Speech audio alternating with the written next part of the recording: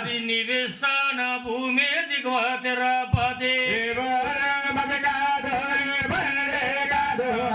నివేస్తాన భూమి దిగువ తిరుపతి. మీది తిరుపతి నాయన. నీ పేరేడు బాబు?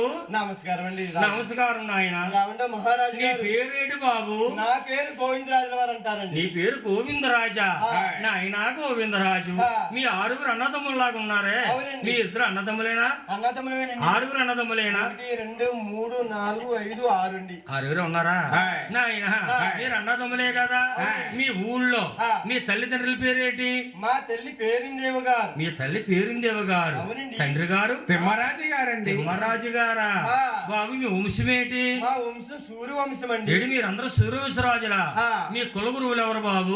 వారు ఇసాముతుల వారు కూడా మా కులగురువులండి. నాయన గోవిందరాజు, చిన్న మాట ఏమిటండి? మీ తల్లి గారు ఎవరన్నారు? పేరిందేవ గారు. మీ తల్లి తండ్రుల పేరు మీద ఇతరులు ఉన్నారా? మీ తల్లిదండ్రులే ఉన్నారా? అంటే మా ఊర్లోనండి, మా ఊర్లో మా తిరుపతిలో మా తల్లి పేరిందేవి గారు, మా తండ్రి తిమ్మరాజు గారు.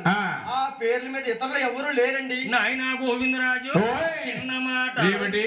ఓయే గోవిందో గోవిందరాజు, మీ తల్లి పేరిందేవే నా తోడా పుట్టు. గోవింద గోవిందరాజు, తల్లి పేరిందేవే నా తోడా పుట్టు.